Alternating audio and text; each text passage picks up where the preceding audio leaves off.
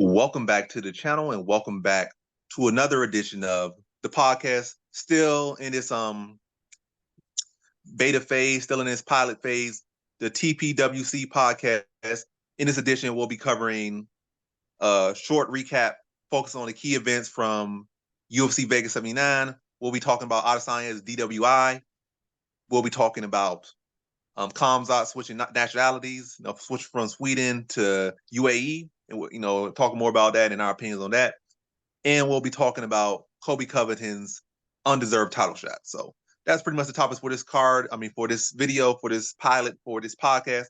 And let's get into it. So the first one, we'll be talking about UFC Vegas 79, short recap, focus on the three key fights. So the first one, Malkoun versus Brundage. Brundage looked every bit of a lock, but all it takes is one mistake and you lose the fight. But was that really DQ worthy, or was that more no contest worthy, or is that something that he can contest? At this point, do we really care if he contested? Because we already lost money. But for him, I feel like that's a fight he can contest, and take an L off his record and get that fight, run that fight back, and he would definitely win. And I would definitely say he's locking it. He was definitely worth every penny. It's not a case of, he wasn't worth minus 500. Did you watch the fight? He was destroying him. He was worth every penny.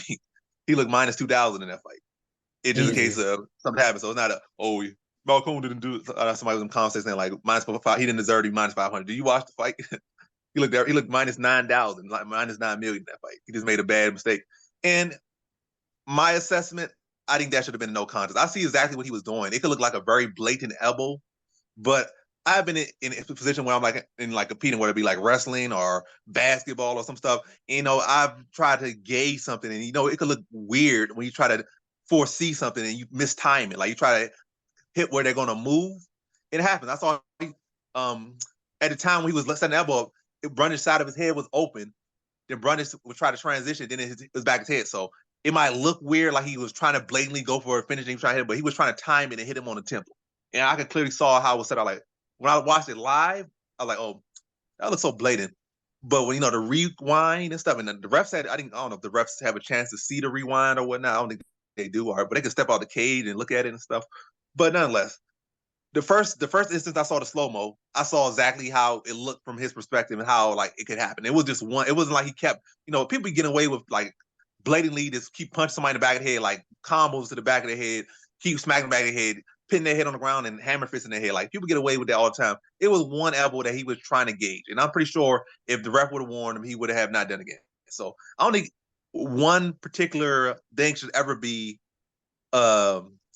necessarily DQ worthy. I feel like it should be more so no contest worthy. I can understand maybe in a title fight because you want to have a winner typically, but in a non-title fight, irrelevant fight for the most part like this, I feel like that should have clearly been a no contest right there because it was just one time. It was not consecutive shots back. It was one time, and he was clearly trying to time it. It just, again, didn't pan out the way he did because he tried to time it, but it didn't play out like he was expecting to play out. He tried to beat him to where he was moving, but at the end of the day, it just landed on his head. So how you feel about that? You feel like it should be a no contest, DQ, and how do you feel about how that should be regarded as far as fights in general? Like, should it always be a one and done DQ, or should it be like you need more than one, or it got to be a heinous case for them to make it a DQ?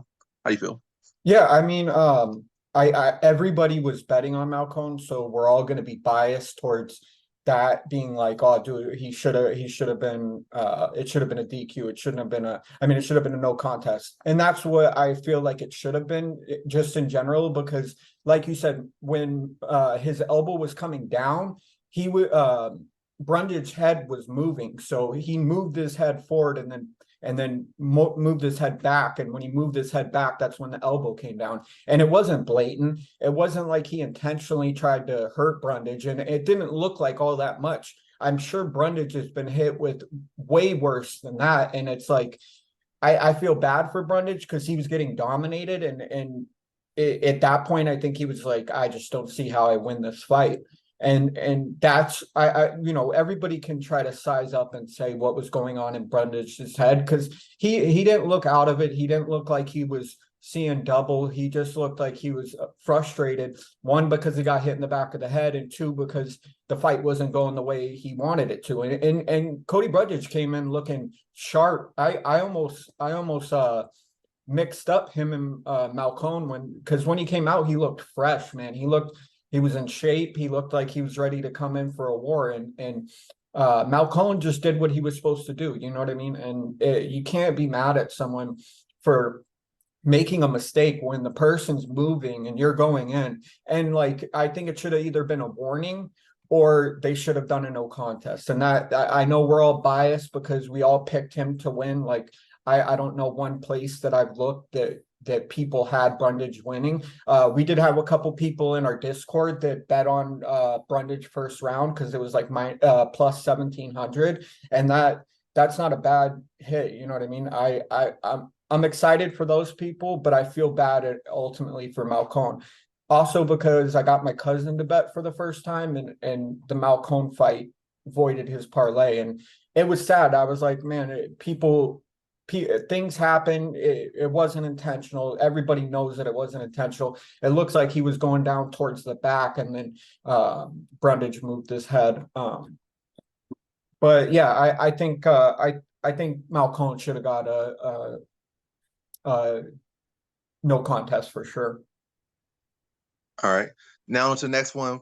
We're gonna kind of talk about a couple of things with this next fight. We're talking about Dan Ige versus Bryce Mitchell. So we're gonna talk about who do you think won. We're gonna talk about, religion and MMA. Should it be a thing? Should not be a thing? We know we got different variations. So you feel like people should not be mentioned, or should it be mentioned in a certain way? It should be police, or should it be freedom of speech for everything in the cage, or how you feel? And we'll talk about that. And also potential next fights for Mitchell. Did he look good? Did he look bad? Did he look the same? And who should he fight next? So first off, let's say, I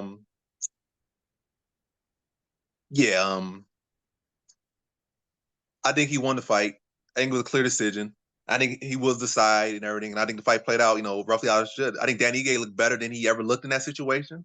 Like usually I feel I've seen him get taken down and controlled pretty easily in some of his fights. Not to say all of his fights, some of his fights, going in with guys who have solid BJJ skills and are solid, well-rounded, top tier talent. So he did a good job actually defending some of Bryce Mitchell's takedowns, and he did much better on the feet. He was doing well. But at the end of the day, Bryce Mitchell was able to take him down, get large amounts of control time, do decent damage. And I think he won the fight. I don't think it was a case of, he did damage, Ige did more damage so that he should win the fight. Now he got taken down, he got controlled, outpositioned. He fought a good fight, but he clearly lost the fight. So in that case, yeah, I think he clearly lost the fight. And Mitchell was the side and he won, and he did what he was supposed to do, and he did what was track record of both guys. And as far as next fights, I'm gonna jump to next fights, then I'm gonna go to religion. But as far as next fights, I think Mitchell should maybe look out for the winner. Sodiq Yusuff wins his next fight against Barboza, I think that should be the fight. Because Sodiq Yusuff is trying to get to be a title challenger type fighter. And I feel Barboza will be a good name for his resume. It's not even an easy fight for him, to be honest. Barboza is a very hard fight for Sodiq Yusuff. But if Sodiq Yusuff could get by him, which he should be able to get by him, I think Mitchell should be a fight that really can catapult him to, a number one contender or a title fight, Maybe not be a top number one, but maybe a number 5, and then maybe Volkanovski or Ilia Topuria might need a first title defense, and then that'll put him right in that right position. I don't think he'll be popping in and be a number one contender type of title challenger. I can see Sodiq Yusuff, if he gets past Barboza and Mitchell, then he could be that like number 5 type of title challenger. Like he's not the first, second, third, fourth option, but he's available right now, and the champion has already either beat these guys or these other guys aren't available. So I think that could be good. And for Mitchell, if he could beat, get back-to-back wins now, and get a win over Sodiq Yusuff, then he puts himself probably one more win away from a title shot. So I think that's a good matchup for Mitchell in his next fight. So really looking at Sodiq Yusuff if he does win, and then maybe facing the loser of Volkanovski or Ilia Topuria or something like that could be a good matchup for him next. And then the final thing about this religion thing, I had mixed thoughts or mixed feelings about this one. Then at first I was kind of leaning like religion is okay, just kind of in the general way, praying for your health, praying for your opponent's health, praying, for your victory and success and whatnot. The general thing, just giving thanks to your God or whatnot. I think I was thinking that. But, kind of slamming anyone else's religion or slamming, I guess I would say in general, I would say slamming anyone else's religion is pretty bad. Like, I'm not going to say that. That's your freedom of speech should never be like be you slamming someone else's religion and some other stuff. But, yeah, I think that's about it. Like now that's where I kind of come to. I feel like you kind of talk some trash, say what you want to say, say, people kind of sleeping on God or whatnot or getting away from God. You can say that, I feel. That's his belief and stuff. Doesn't really do people really care. I guess some people do. It's interesting enough. But I think that falls under freedom of speech. I think that's okay. Am I really for it? Like, oh my gosh, I would love to hear this guy say this. Not necessarily. But I don't really have an issue with necessarily what he said. Do I agree with everything he said? I don't. But do I really care? Like, I'm butthurt or I feel like some type of way or like he should be police fined or something for that? I don't. Like, if he wants to do that, say that, cool for him. But at the end of the day, this is like fighters. These aren't politicians or anything like this. So you gotta get them a little bit of breathing room. You don't want to be everybody be like same cookie cutter. Everybody wear the same outfit. Everybody say the same thing. You got to have people that are different, and they definitely gonna cash out on people being different. They're gonna hate on. They're gonna try to police people for being different. But the moment somebody start getting a million, selling million tickets, they can say whatever. They can say they had sex with your wife. Say Conor McGregor. Your wife in my DMs or whatever stuff. Now all of a sudden it's cool, but when you ain't got no back and like, wait, you shouldn't say that. You're fine. You're cut. So you gotta just be honest. Like they really don't. Like especially Dana White and the people, they don't care about that. So I don't think the fans really care about either. They care about the numbers and dollar signs. But I think only that you should kind of really be policed is like, are you coming in there saying people should be killed, murdered? Are you saying coming in talking down on people's religions and beliefs and countries? And that's probably the case. But then again, you had Chael Sonnen talking about Brazil. So yeah, to some degree. But yeah, I think only a very short bit should be managed or controlled a little bit. But other than that, I think freedom of speech is pretty good for it. How you feel? Yeah, I feel the same way. I'll start with how I think Bryce Mitchell did. Was it a 30-27 by any of the judges? I think it was 130-27. I think when I heard that one, I knew who won. Yeah, But I think what yeah. No, yeah, I was just gonna say, that's what my prediction was. I felt like Dan Ige was gonna come in there and give him a hard time, and that's exactly what he did. That cut above his eye, or the swelling above his eye, it got me a little nervous at first but Bryce Mitchell's, Doug Nasty. He's not gonna be like, oh no, I can't go anymore, like Cody Brundage said. But I think there's a lot of people that Bryce Mitchell can fight. I think Yair Rodriguez, I don't think he should fight Max Holloway. I don't think he's at that level yet. I think he can fight Brian Ortega, Arnold Allen, Mozart Ivoyev. I forget. It's so hard to say his name. Him or Sadiq Youssef. I think any one of those five, the Yair Rodriguez, Brian Ortega, Arnold Allen, Mozart Ivoyev, and Sadiq Youssef. I think any one of those fights makes sense. The Yair Rodriguez would probably be bump him up really high if he was able to get him down and hold him down. But Yair Rodriguez is evolved, and I know he just lost to Alexander Volkanovski, but I don't think Bryce Mitchell's ready at the stage of his career after losing to Ilia Topuria like that to jump in and try and get that title shot, because sometimes that only comes once in a fighter's lifetime. Sometimes they only get that shot once. Not everybody's Colby Chaos Covington and they get a title shot after only winning once or not fighting in 2,000 days. As far as the God thing goes, I'm like super pro Islam. Like that's the religion that I stick most with when I look at fighters, and because of their dedication, they pray 5 times a day. They don't eat pork. They're very strict, and there's a lot of fighters that aren't Muslim. Like look at Alexander Volkanovski. He fought a great Muslim fighter in Islam, and he almost won. But overall, I think just being able to say how you feel. Like I'll give you an example.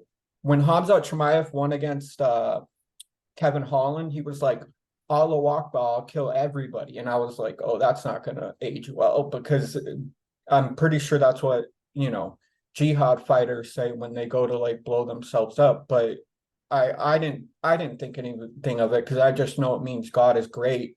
but then he says, I'll kill everybody. So in that sense, I think like Dana White does, he lets Sean Strickland just say whatever's on his mind. And he wants to kill people and all this stuff. I think with Bryce Mitchell, I think he didn't realize he was on the Disney Channel at that moment.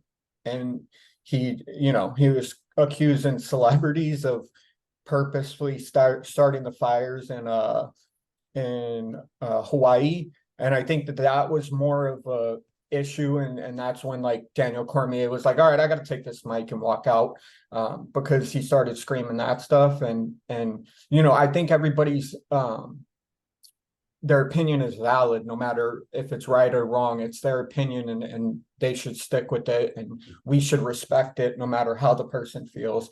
That's how it's supposed to be. But you got the right and the left going after each other, and it just muddies the rest of it. That's why I like Islam so much, because there's no muddy in the waters in that religion. You are what you say you are. And with Christianity, I think it's been watered down so much in the US that its original roots are no longer there. But yeah, I think Bryce Mitchell, I think the most controversial thing he said was that he thought that Hawaii fires were started by celebrities. And I think that's where he went wrong. I don't know about religion. I respect it. I don't ever try to step on anybody else's beliefs, and I try to empower my friends that have strong spiritual beliefs, because it works for them. But what do you think? You want to move on to Gamrot and Rafael Fiziev? Yeah, I think that's the next thing we should hop on to. So, next thing we're gonna talk about the main event from UFC Vegas 79, Fiziev versus Gamrot. Just really just go over it briefly and then on to the next topic. So, yeah, that was pretty interesting. Like the fight ended by injury. Both guys were looking pretty good. I think Fiziev probably won the first round. Second round was like his lean into Gamrot. You kind of were gauging where everybody was kind of leaning.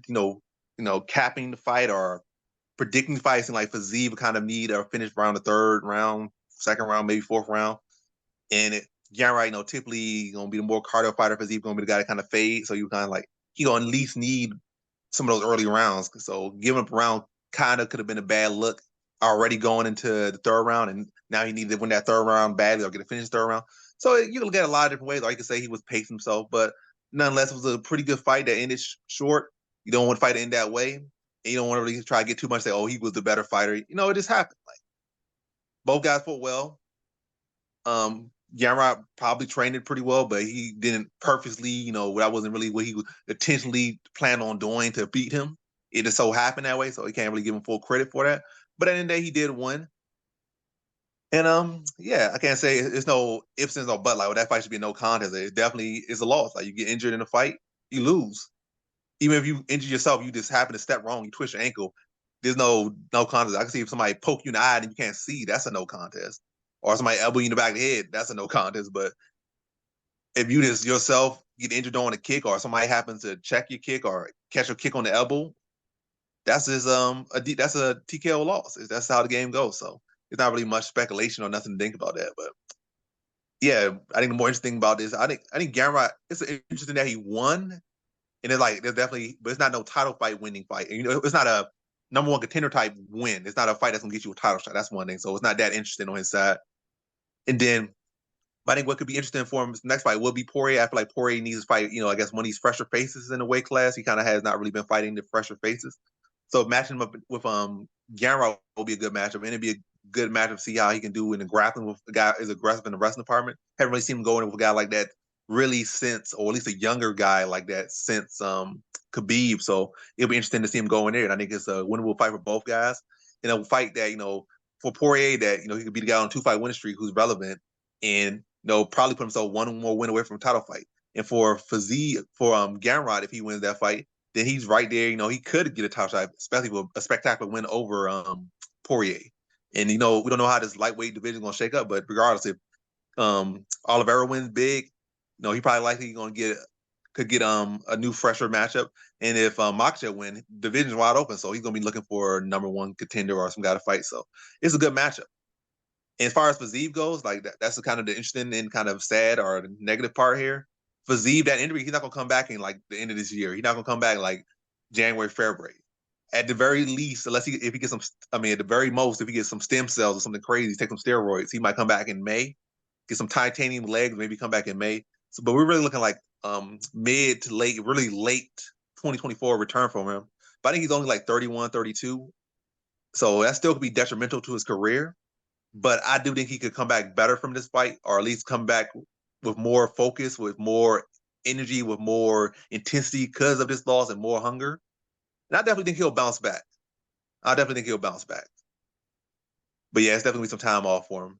But how do you feel about the fight and the outcome? Yeah, it's unfortunate. I like Rafael Fiziev a lot. I like his style. He has that like Peter Yan come forward, throw kicks as hard as you can, and he hurt himself. And it's not the same as like you said, the elbow to the back of the head. It's he got injured in a way that wasn't wasn't an accident. It obviously was an accident, but like it didn't happen by an eye poke. It didn't happen by a groin kick or or an elbow to the back of the head. I feel bad for him. I wish him a speedy recovery. I really like his style of fighting. I think his fight against Gaethje showed his true ability and what Gaethje was able to do to Dustin Poirier. I agree. I don't think he'll be back till late 2024. You never know. He might be back in 6 months, and we might all be eating our words. But as far as Mateusz Gamrot, I think like you said, the Dustin Poirier fight makes the most sense. They're both pretty high ranked. Dustin just lost, so he's got to do some serious work to get himself in the number 3 position still, because Mateusz Gamrot won, Dustin Poirier didn't, so he should probably move up to 3 or 4, and Justin Gaethje's probably going to sit out. So I think you're right though. I think Dustin Poirier is the best avenue for the UFC at this point for him to try and get that title shot, because I don't think that was a title contender fight and what happened. And I feel bad for Mateusz Gamrot because he didn't do anything wrong, but it is what it is. But yeah, those are my thoughts on that. All right, and that wraps up our UFC Vegas 79 short recap.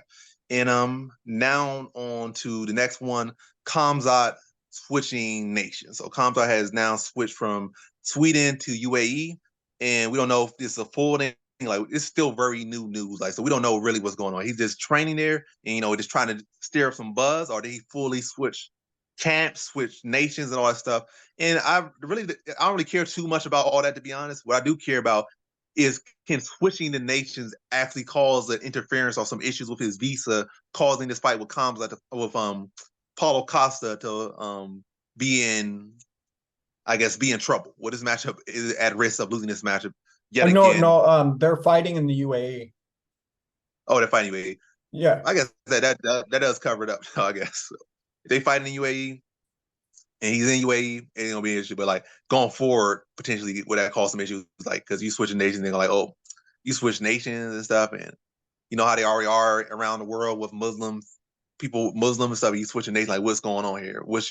And then you're friends with a war general or stuff. So like, what's going on? What's exactly going on here? So like, that might cause future issues. But he's a big fighter. And he got big money backing him, so he probably ain't gonna have the same issues that maybe a smaller fighter who getting paid like $20 in a fight, and that's like $10 in a show, $10 to win.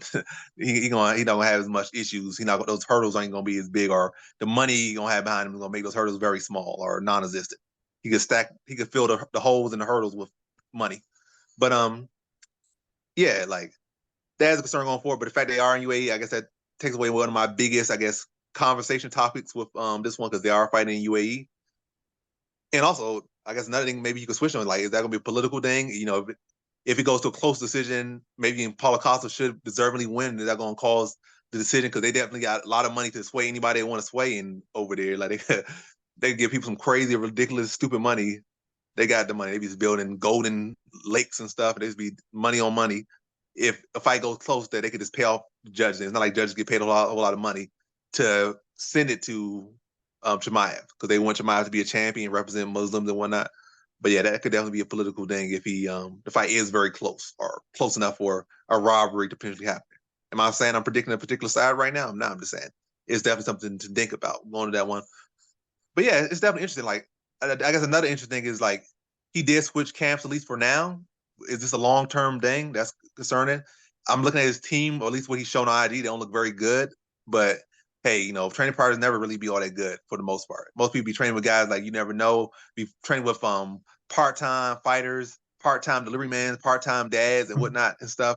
But like then you train with those people, and you go out there and you be fighting the best of the best. But you go in there training with the worst of the worst. But so who knows? He's trained with a decent enough coach, I guess, but definitely not the same level of experience of his typical coach.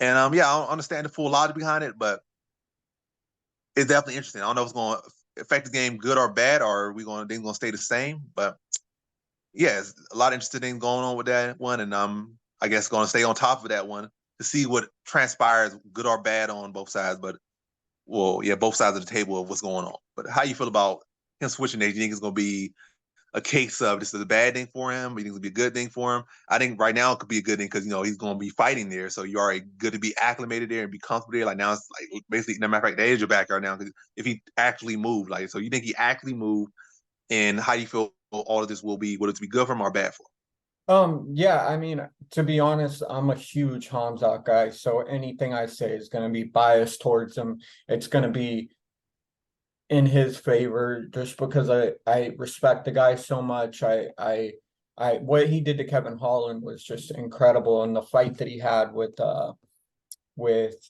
Gilbert Burns was just, man, it just made me have so much respect for the sport, just those two fights, because of what he was able to accomplish from coming living in a gym in Sweden and being there every day. I think that's a good point. I think what effect is him not having his coaches that he's had for the last 5 years around him? What's having all this UAE money in his bank account, giving him a mansion in I believe it's Dubai. I don't even know if he's in Abu Dhabi. I believe it's Dubai. And then Ramzat Kadyrov, he has his whole Akhmat fighting promotion and all the ex-UFC fighters that are in the military. I think he's being backed by some big players like Chechnya and UAE. I think it could, from what I've seen, he has two videos out right now on his YouTube channel, and I've watched both of them. And he looks like he's training hard. It looks like he's got good nutritionists, good trainers, good strength and conditioning coaches. As far as his training partners and everybody around him, I think at this point everybody's the yes men to him. I think he's around a lot of yes men because he was able to accomplish a lot in the last 3 years. He started fighting 2020. Is that right? Well, probably in the UFC. I don't know about his career. He's been fighting Oh longer yeah, than that. yeah. That's what I meant. The UFC. Yeah, I Yeah, think 2020 came out. I yeah. think right So around overtime. yeah, so the last 3 years, almost 4 years. And he's finally at a point now where he has, millionaire money. He has countries that are funding his whole training camp. He had the leader of Chechnya's kids out fighting with him and training with them. So I think I'm really happy for him. I hope he's happy, and that's all that matters. But yeah, I do think not having his coach in his corner, because they know him better than anybody. They started training the kid when he was really young, and they've been there through this whole process of him being in Brave and now the UFC. And I'm really interested to see what effect it has on his career and what he's able to accomplish either with them or without them. You know what I mean? And but I'm excited. I love Hamzat, man. He's my favorite fighter because he's just so ruthless and so like dragging people over to Dana White and screaming at him while he's just like tearing people apart is pretty impressive. But what's next? Adesanya's DUI? Yeah, I was saying Yeah, I was at a DWI. What am I thinking about? I'm thinking about Yeah, airports and stuff. most But yeah, states, yeah. DUI. I've been saying it wrong this whole time. DUI. But yeah, out of science DUI is next, and yeah, that's very interesting and very random. That literally just happened today, or at least came out today. It could have happened weeks ago. Could have happened right after the fight, but I haven't really looked too much into it. So, but right now we're really just talking about it. This ain't really like news. Like we just broadcast the news and try to be on point with everything we just conversing about. So it could have happened 2 years ago. Could have happened this year. But right now, this news is literally either hours or even minutes ago. But yeah, it's definitely not a good look.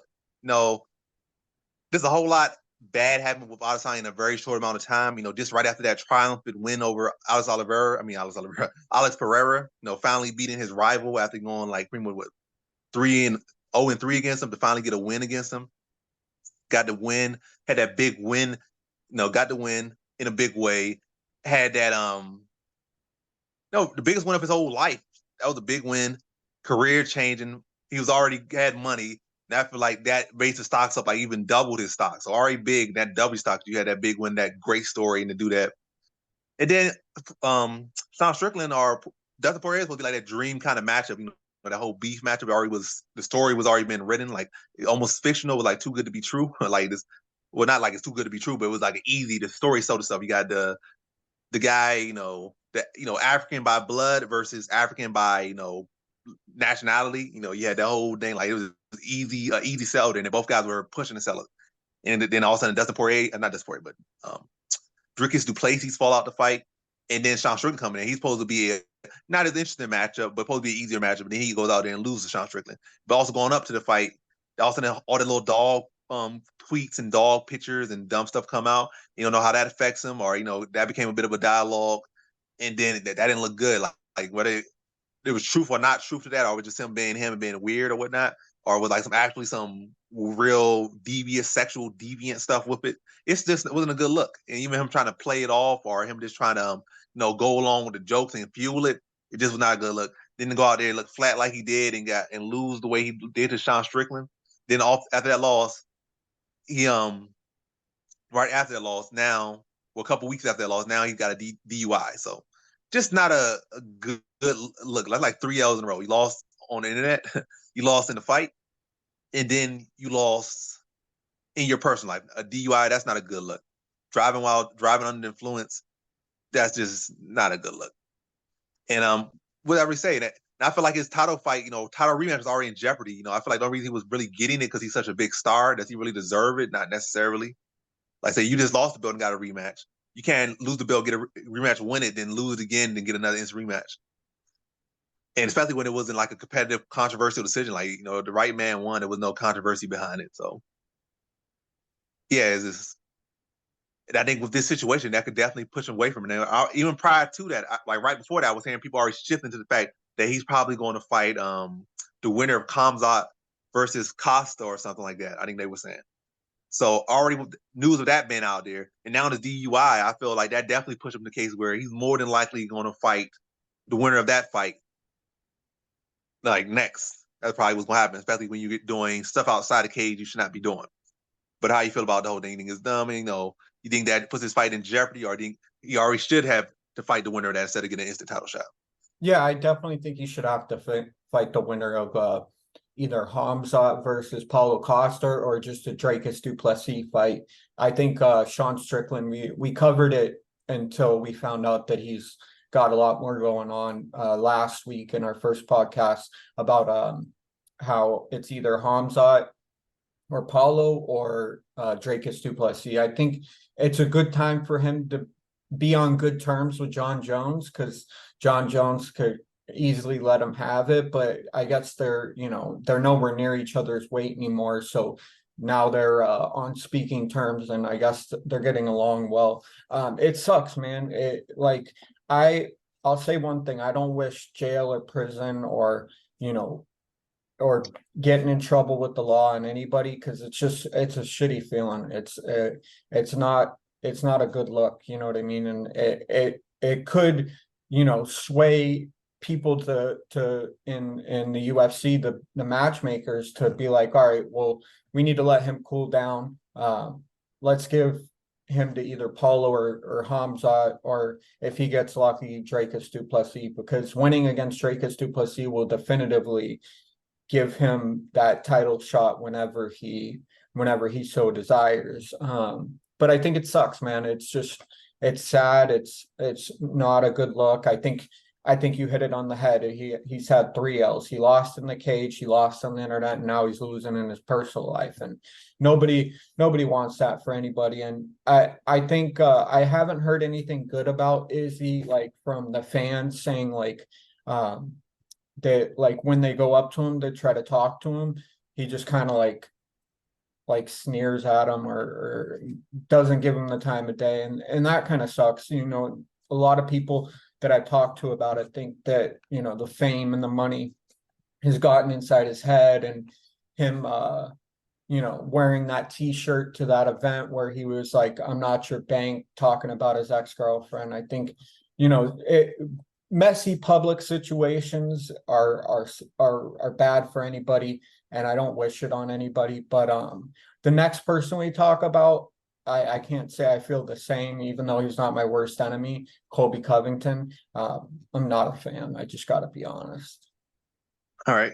So we have to got really 2 things we talk about Kobe Covington. First thing we're gonna talk about is the undeserved title shots. The next thing we're gonna talk about is his recent comments on Sean Strickland, which is very interesting to me. But yeah, so undeserved title shots. You got Bilal Muhammad, who has I think been underdog in like at least his last 3 fights. I think underdog against Sean Brady, underdog against Vicente Luque, underdog against Gil Burns, and has came out and showed out in all 3 of those fights. I think he was even underdog against Stephen Wonderboy Thompson. So really like 4 or 5 fights he was the underdog. So he's been the underdog in a lot of these fights. And he's been winning after winning, and people still keep saying, "Oh, he needs to fight this guy," or "He's ducking this guy." The guy has done more than just about anyone really up there in history have done and have not got title shots. I can't really think of very many people who have done more and did not get a title shot. You can even say Usman had to win all these fights, but Usman didn't knock out that many top ranked fighters and not get a title shot. And he definitely wasn't coming there as the underdog. So time after time, not even time, like fight back to back to back, he's been coming in underdog, he's been winning. So I think that man deserves a title shot. And I don't feel like Kobe Covington, he's been inactive. His last win was over Jorge Masvidal, who wasn't even a title threat, really. I mean, he had 2 title fights, but he didn't 2 undeserved title shots. And yeah, that's not a win should have ever got him a title shot. It's not. And he hasn't fought in 2,000 days or something like that. And his win is over Jorge Masvidal, who's retired. So that just don't make no sense. I can see Jorge Masvidal, and that's the other thing. Like, he's getting an undeserved title shot because I guess they believe he's a big draw. But is he truly a big draw? I don't think so. I think his fight against Usman, they had decent numbers, nothing crazy. His match against Jorge Masvidal, who's supposed to be a big star, I don't think nothing crazy happened. So Masvidal wasn't enough to carry that fight. They didn't sell the fight well either. Not them personally, but the UFC. I feel like UFC now is doing the worst marketing they have done in their life. I feel like when Conor McGregor was on top, when GSP was on top, I feel like they did a good job marketing. But I feel like lately they just been expecting the fighters to sell the fight themselves, basically on their social media and stuff. But their promotion has just been not the best for the most part. Like, let's look at the Islam Makhachev versus Volkanovski fight. That fight didn't get no promotion. That was a super fight. But yeah, back to this one. Yeah, I don't feel like Kobe Covington is that big of a draw, to be honest. And I feel like Bilal Muhammad definitely more deserving. I feel like they can draw similar cells, and it'll be just interesting. I feel like there's not really even no real beef or a real story behind Kobe Covington versus Leon Edwards. So it's really nothing there. I can see them trying to force Jorge Masvidal into an easy title fight. Well, not an easy title fight, but an easy path to a title fight, because he still had the whole 3-piece in the soda thing with Leon Edwards. So that was an interesting narrative. They could have forced that and, gave Leon Edwards a chance to beat the man who got that little cheap shot on him. Like, that would have sold well. I think that would have sold 1 million vibes because people been waiting on that match, but it never happened. The UFC missed the opportunity there. Like, they could literally give Leon Edwards, not Leon, but they could give Jorge Masvidal like some number 20 guy and let him win that fight. Pay the dude off, do whatever, just so they could sell the fight instead of giving him Gilbert Burns, which was a dumb thing. Just give him an easy fight that could get him a title fight or give him a win just enough to gift him a title shot. But Kobe Covington, there's no real beef. Kobe Covington hasn't fought in 2,000 days. He's not really even a big pay-per-view star. And he's getting up there in age. So it's like, really, there's no real thing. So the title fight really makes no sense. And I feel like we've been smartest in like the back car with good fights on it and let like a Bilal Muhammad fight him. Or even give Bilal Muhammad a chance to fight Kobe Kobe Covington. Covington. That fight would sell because they've been talking a lot of trash back and forth, and that would be a good fight. Then let that be a title eliminator, and I think Bilal Muhammad would take that fight. Kobe Covington probably wouldn't want to take that fight because he don't want no hard fights. He just want to get a title fight, or he don't want no hard fight that's not a title fight. Especially, he don't want to go in there with a wrestler, so he want to go in there with somebody he can probably lay on. So yeah, but I don't agree with the matchup. And the second thing I'm gonna wrap it up with, or at least on my end, is the recent comments about Sean Strickland. Like, it's kind of weird. Like, y'all both kind of aligned the same way in a similar, obviously, like, little bit difference, but both kind of go for that kind of same approach. Y'all kind of say whatever y'all want to say. Yeah, kind of both kind of had that same little bit of edge. So I don't know why he's commenting on Strickland. I guess he's just trying to get some of Strickland's buzz because it's like this came out of left field, I guess. But yeah, it don't make no sense.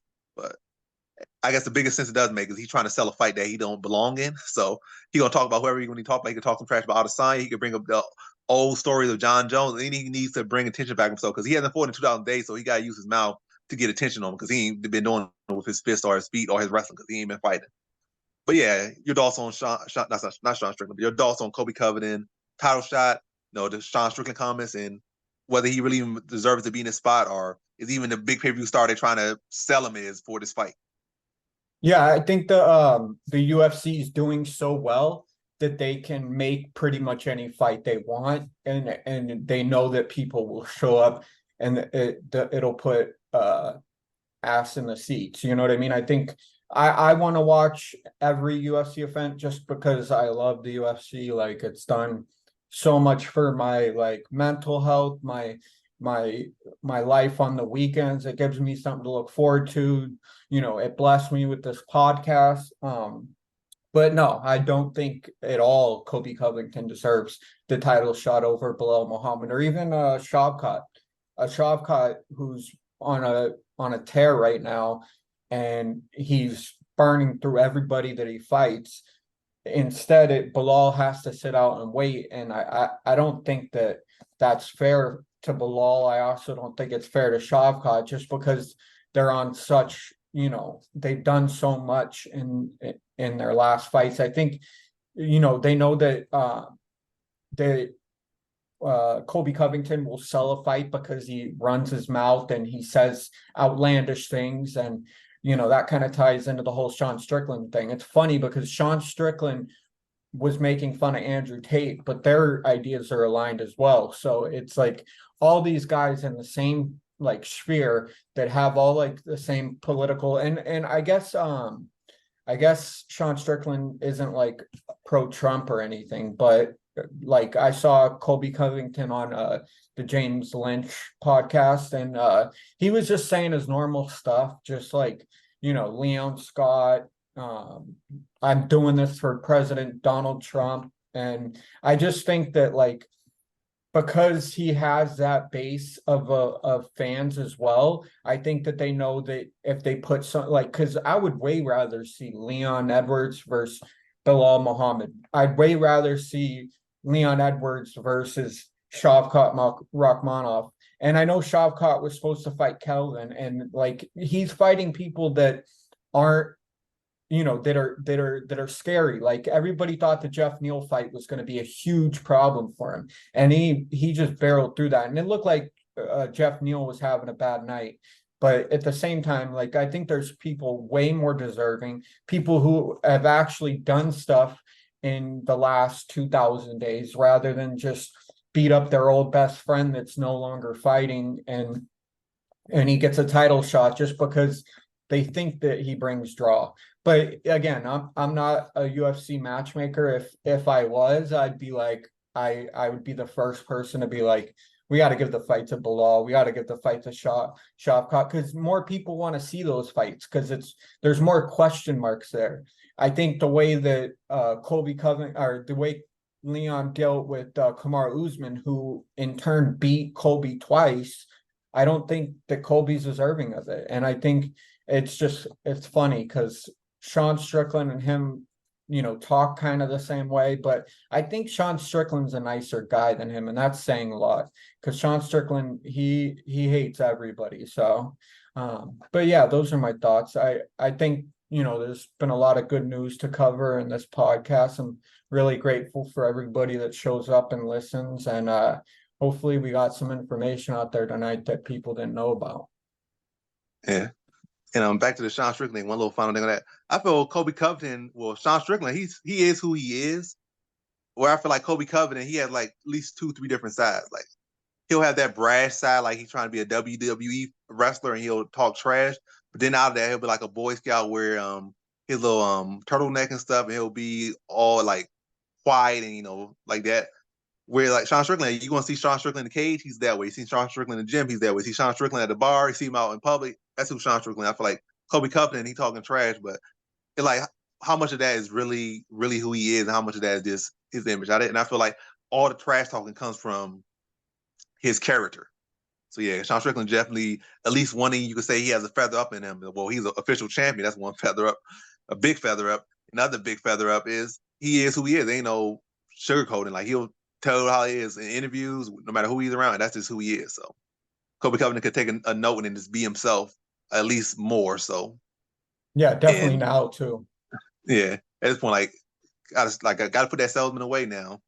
Mhm. Like you get toward the end of your career now. Now it's time before you retire. People see who you really are instead of like being a character. You're already in this position. Don't need to keep playing this character as much as you plan it. But hey, he gotta do what he gotta do. He feel like he needed to do that to sell fights, and he gonna stick on that till he retires. And later on, 45 years go by. I mean, not 45, but he turned 45, and like he gonna come out and say in interviews like, yeah, that was just a character. I'm not even this, not that. But for right now, it's still very obvious, like very much a character. And Sean Strickland, at least say what you want to say about him. He is who he is. But yeah, Yeah, that wraps up the bit. Yeah, you about to say something? no, I was just gonna say, yeah, that's the difference in respect factor. Just like I have an immense amount of respect for Sean Strickland. Just because, like you said, he is who he says he is. And with Colby Covington, I totally get he was about to be fired and he had to do something brash to be able to get noticed. But now, like, he's still playing a character and like he's saying things about Jorge Masvidal's kids, and like it's not a good look, man. I mean, it is what it is, but don't be butthurt and try to press charges when someone shows up to beat you up because they're really about that life and you're not. You know what I mean? I mean, he's a great fighter, but like it just sucks, man. It does. Yeah. But that wraps up this episode of the podcast, pilot episode number 2. Thanks for watching. Like, comment, subscribe, and come back for more videos. Come back for more podcasts. And once again, subscribe to Nikki Betts. I'll drop his YouTube in the comment section below. He'll definitely be in the comment section below. We'll be in the comment section below. So you'll have plenty of ways to see his channel, see his name, hit the subscribe. Definitely more content coming his way, more content coming this way, and to see all of it, subscribe to both channels. That's the easiest way. You subscribe to both channels, nothing you're gonna miss. And that's the video. Peace.